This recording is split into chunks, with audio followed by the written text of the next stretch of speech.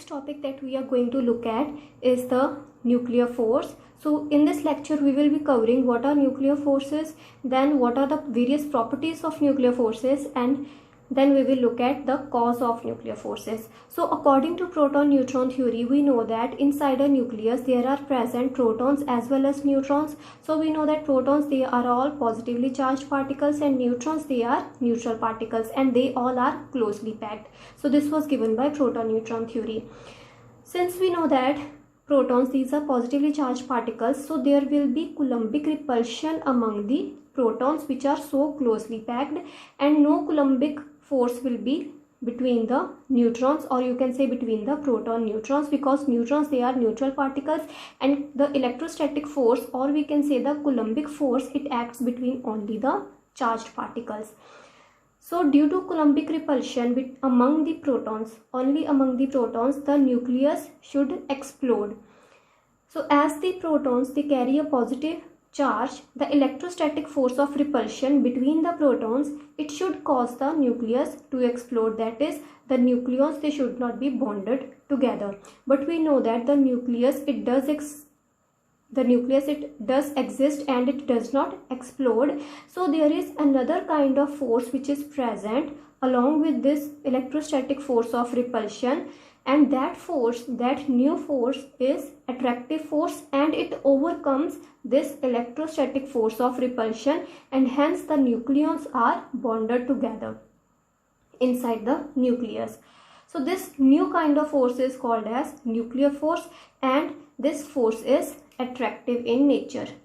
Since the nucleons, they are bonded together, so this nuclear force is attractive in nature.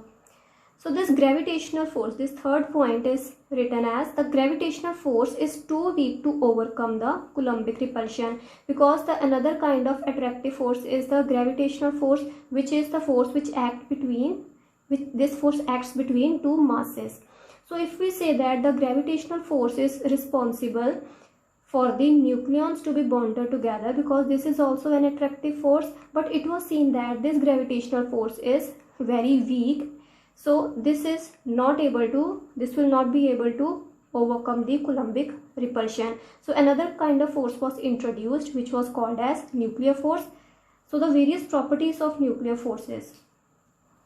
First is that these nuclear forces are strongest forces in the nature. The nuclear forces, these are the strongest among all the forces which are present in the nature. So in nature, there are four fundamental forces. In nature, there are four fundamental forces. First is the nuclear force, or these are also called as strong interactions. So first is the nuclear force. Second is the electrostatic force, that is Coulombic repulsion or attraction, so that is the second force. Third is the gravitational force, and fourth is the weak forces. So there are basically four fundamental forces which are present in nature, and this nuclear force is strongest among all these forces, and the strength of the nuclear force is about 10 power 38 times than the gravitational force, and it is about 100 times stronger than the Coulombic. This is 100 times stronger than the Coulombic force or the electrostatic force. So this force is strongest of all the four fundamental forces that are known to us. Second property of these forces is that they are very short range force. As we know that the gravitational force, it occurs, the range of gravitational force is infinite, and the range of the Coulombic force is also infinite, that is, they are long range forces, whereas these nuclear forces, these are short range forces. So these are effective only up to certain distance, that is, these are effective only for about the distances of 1 to 2 femtometer. That is, these forces, if there are two nucleons which are present, since this is nuclear force, so this force will act between two nucleons, no matter it is proton or neutron. These can be proton-proton, or can be proton-neutron, or neutron-proton, or these can be neutron-neutron. The nuclear force will remain the same. So there will be nuclear force among between these particles. So if the distance between these nucleons is about 1 to 2 femtometer, then this force is very effective.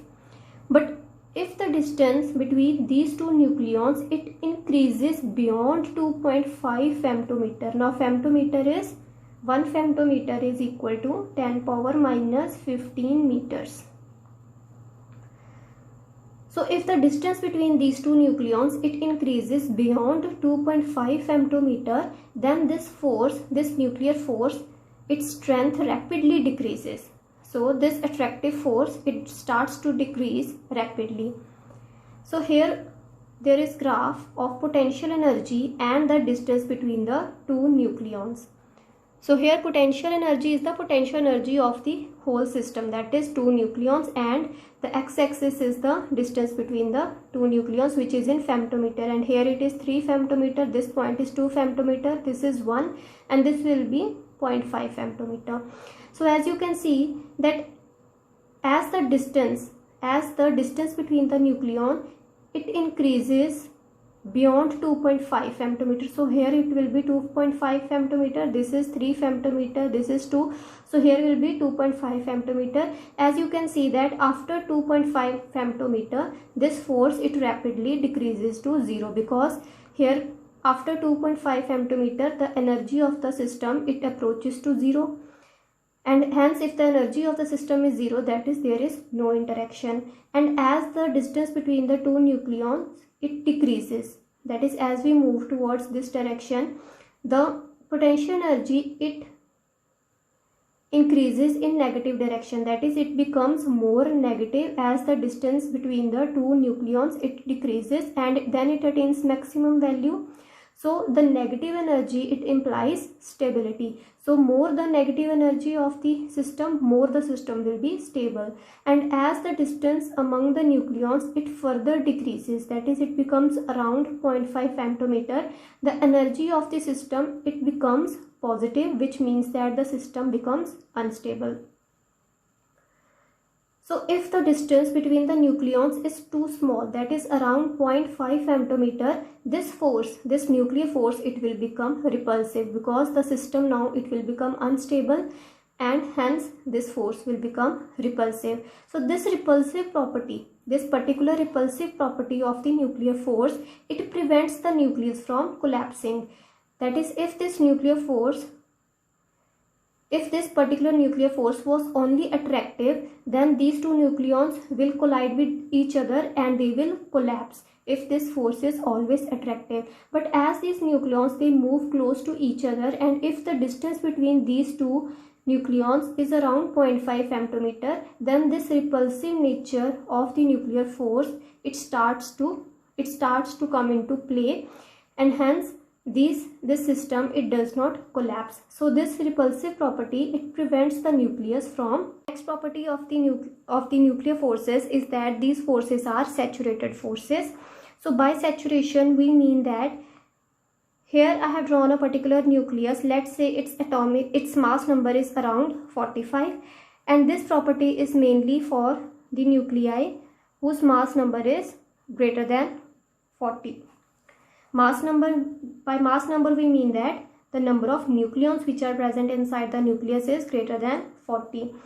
So in this nucleus, if I take a particular nucleon which is shown by a red color, so this nucleon will interact with its neighboring nucleons, that is it will exert nuclear force, but this nucleon it will not be affected by another nucleon which is present in the same nucleus, but it is at a larger distance from it.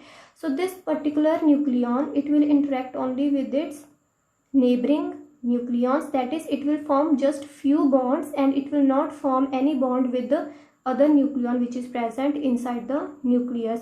So which means that these forces they saturate after forming certain number of bonds. So once the nucleon it has formed few bonds, it ignores any further nucleons which are present in the nucleus. The next property of the nuclear forces is that they are spin dependent, that is they depend upon the spin of the particles.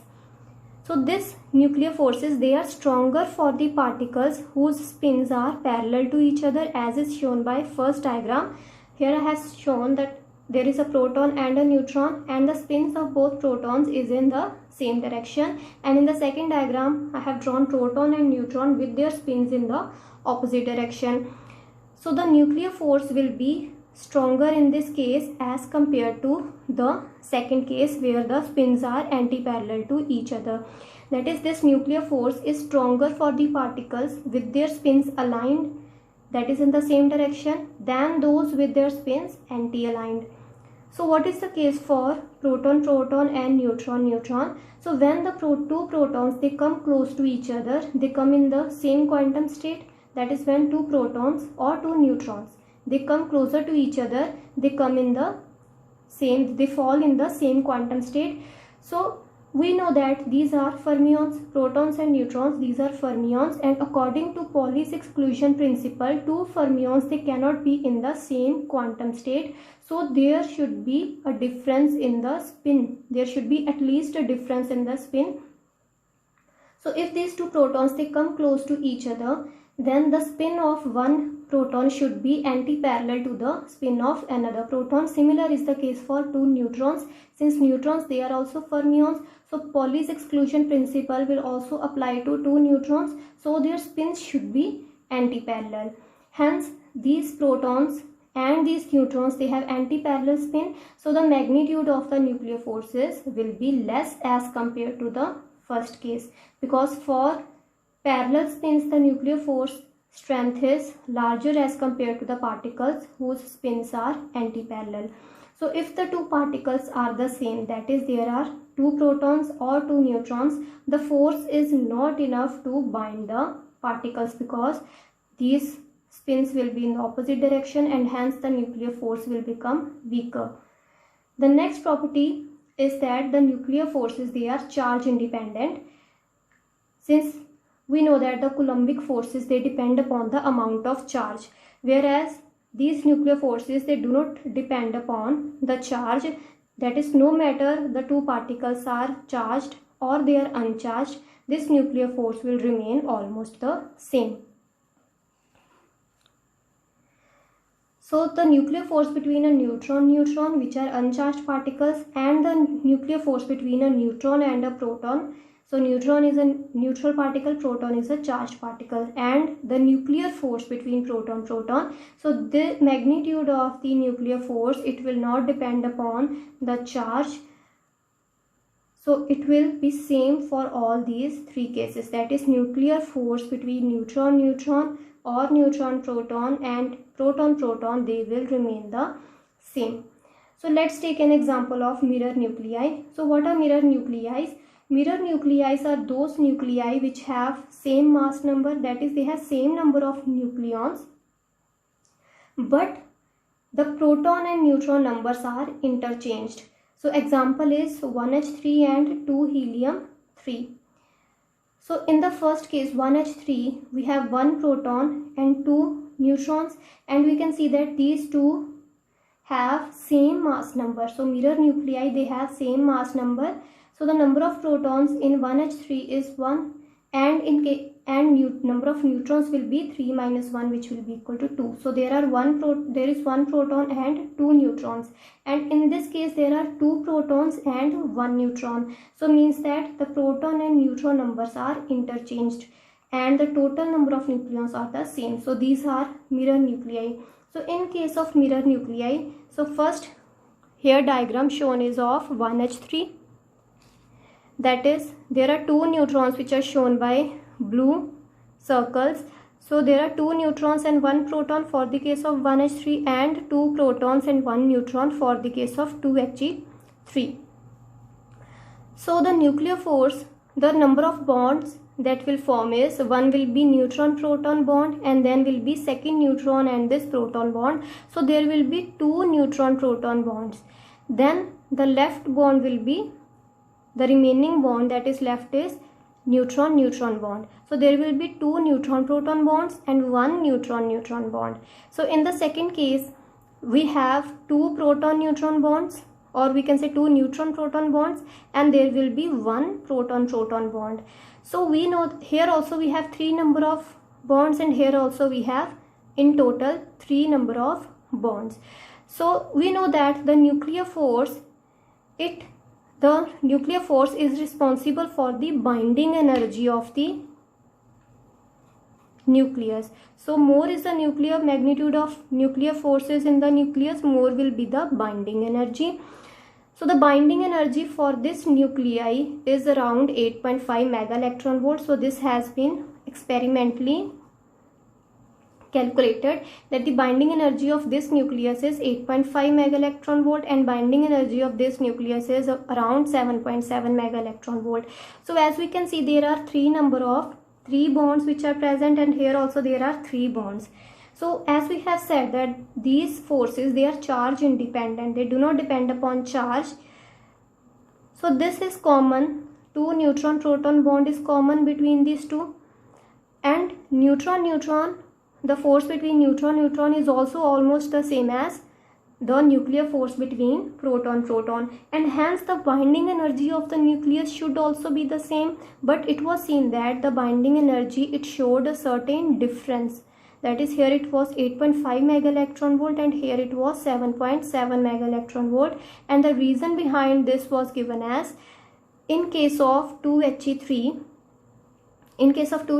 there is proton, and here it is neutron. So the nuclear force will remain the same, the attractive nuclear force will remain the same, but the difference over in the second case will be that here we have a proton bond, so nuclear force will exist, but there will also be Coulombic repulsion, which will decrease the binding energy, because more is the attractive force, more is the binding energy, and if here is additional repulsive Coulombic force, then the binding energy will decrease. So this was the reason behind the decrease in binding energy of this second nuclei. So the sixth property of nuclear forces is that they are non-central forces. We know that like the Coulombic force, Coulombic forces are central forces, that is they act along the line which is joining the center of the two particles. So they will act along this particular line,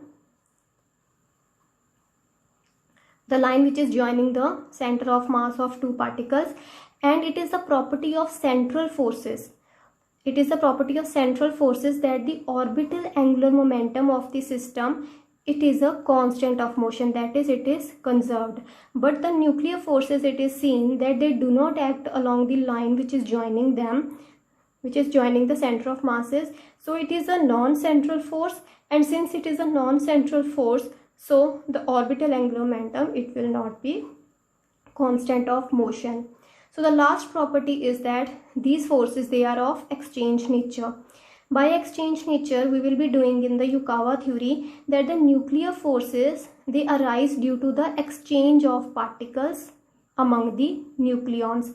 So nucleons, they are able to exchange, they will exchange charges, they will also exchange spin, and they will exchange their own space coordinates, and this we will see in the Yukawa theory.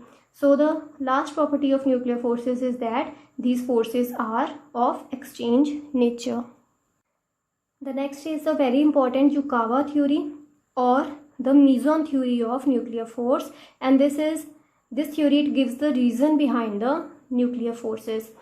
So Yukawa, he used a particular theory, he used a particular concept. As we know that when the two molecules, they bound together with each other, that is there are two atoms which bound together and form a molecule. So these two atoms, they bound together by sharing some electrons, that is some electrons are shared between these two atoms, and these electrons, they are shared with this atom also, and they also move around this atom, and hence these two atoms, they are bound together due to the exchange of electrons. So this give a rise to the formation of a covalent bond. So in 1935, a Japanese physicist who was named as Yukawa, a Japanese physicist, he proposed that the strong interaction, that is strong interaction means the nuclear force between the nucleons, it might be accounted in the similar manner by the continuous exchange of some particles between the nucleons. That is, Yukawa, he used the same theory of this particular concept, that this force might be because of the exchange of some particular particle between the two nucleons, because nuclear force, it acts between two nucleons. So here I have drawn two atoms, so these will be two nucleons in the case of nuclear force, and the reason behind the nuclear force will be continuous exchange of particles between the nucleons. So he proposed that the particles which are intermediate in the masses between electrons and nucleons, so mass of the electron is given by me, so the mass of nucleon is given by mp.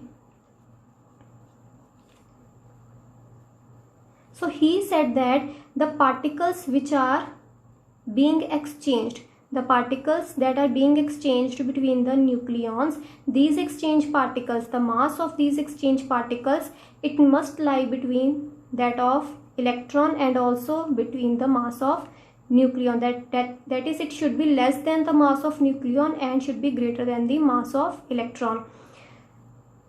So these particles today, these are called as pions. These exchange particles, these are called as pions. In case of molecule, these particles are electrons, we already know that.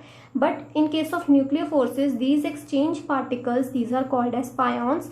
And pions, these particles, these can be charged, that is pi positive, pi negative, or they can be neutral. So there are three types of pions that exist. The two are charged pions and one is the neutral pion. And these pions, they come under the category of mesons. So this we will be doing in the next semester, what are mesons and what are the particles that come under the category of mesons. So these pions, these come under the category of mesons. So according to Yukawa theory, every nucleon, it continuously emits and reabsorbs pions. So it is said that these particles, these are being exchanged between the nucleons, and this particular concept is responsible for the nuclear forces. So Yukawa, he said that every nucleon, let's say we have a nucleon, let's say we have a proton. So this particular nucleon will emit a pion and then it will reabsorb this particular pion. Similarly, if we have a neutron, it will also emit a pion and then it will reabsorb this particular pion. And if this proton, if a particular proton, it emits a pion, let's say it emits pi 0, and if another particle, let's say that is neutron, if another particle is present nearby to this nucleon, so this emitted pion, it will get exchanged, that is this particle, this exchange particle will move to neutron and will get absorbed by the neutron. So this will be the cause of the nuclear force between the two nucleons. Similarly, a proton, it will emit, if it emits pi 0, if there is no nucleon, if there is no any other nucleon which is present around this proton, so this pi 0 will be reabsorbed by the proton. But if there is another, let's say there is proton which is present along with this proton which is nearby to this proton, so this pi 0, it will be absorbed by the other proton. So this will also result into a bond between the two protons, and this force is called as nuclear force. So according to Yukawa theory, every nucleon, it emits and reabsorbs pions. So every nucleon, it will emit and reabsorb the pions. If another nucleon is nearby, an emitted pion, it may shift across to it instead of returning to its parent nucleon. So if there is another nucleon which is present close to this particular nucleon, so the emitted pion, it will get absorbed by the another nucleon and it will not return to its, that is, it will not be returning to the parent nucleon, but it will get absorbed by the other nucleon which is present nearby to it. So there is a transfer of momentum, since there is a transfer of an exchange particle which is having a particular velocity, that is they travel with the velocity of light. So there is a transfer of momentum, and this transfer of momentum implies that there is a force, because if there is a change in momentum, so there will be a force that will exist between these nucleons. So the rest mass of the charged pions, that is pi positive and pi negative, is around 273 of that mass of electron, and the rest mass of the uncharged pion, that is pi 0, is around 264 times the mass of electron. So here I have shown how the exchange of particle, it occurs between proton-proton, neutron-neutron, proton-neutron, or neutron-proton. So in case of proton-proton, if there are two protons which are present, so this first proton, it will emit pi 0, because, and for the case of proton-proton and neutron-neutron, there is only exchange of neutral pion. There is no exchange of charged pion. For the case of proton-proton and neutron-neutron, there is only exchange of neutron pion. So there are two protons. So first proton will emit pi 0, and the second proton, it will absorb the particle or the pi 0 which is emitted by first proton, and hence it will become the same proton. So again this proton, it will emit pi 0, and this proton will absorb it, and hence there will be an exchange of continuous exchange of particle, due to which these particles will be bonded together. So similar is the case for two neutrons. There are two neutrons which are present. So first neutron will emit pi 0, and second neutron will absorb it, and then we will get two neutrons. Then this neutron, it will again, it can emit pi 0, and this neutron will absorb this pi 0 and will become neutron. So there will be continuous exchange between these two particles, and hence there will be nuclear force between them. Third is the case of proton-neutron.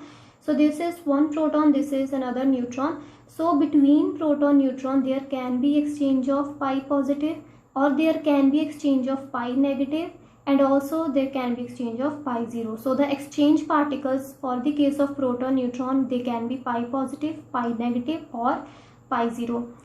So here the proton, it emits pi positive, that is it emits positively charged particle, and its charge is equal to plus E. Now charge on proton is also equal to plus E. So if it will emit a charged particle, so proton, it will become neutral, that is it will become a neutron, and pi positive will be emitted. So here is a neutron, and this neutron will remain as it is. So this neutron, it will absorb the pi positive. So neutron, it is a neutral particle, and when it will absorb this pi positive, it will become a proton.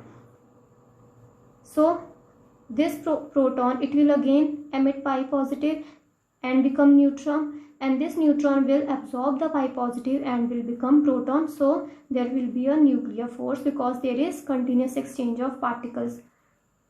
Similar is the case of neutron-proton. There is neutron and there is proton. This neutron, it can also emit pi negative. So if it emits pi negative, it will become a proton, and there is another proton that will remain as it is. So this pi negative will be absorbed by this particular proton, and this will become neutron. So there will be exchange of pi negative, and hence there will be a nuclear force that will exist between them. So neutron proton, they can also, the exchange particle in case of neutron proton, it can also be pi positive, pi 0. So there is a neutron and there is a proton. So this neutron, it emits pi 0, and it remains neutron because it emits a uncharged particle, and this will remain neutron. And this proton, it will absorb this pi 0 and it will remain a proton. So there can be exchange of pi 0, pi positive, or pi negative between proton-neutron, whereas between proton-proton and neutron-neutron, there is only exchange of pi 0. So these equations are written in compact form, that a proton, it can be converted into neutron plus pi positive, that is a proton, it got converted into neutron and pi positive, and this particular neutron, it will absorb pi positive and will become proton, that is this neutron, it absorbed pi positive and it became proton. And similar is the case for other three equations.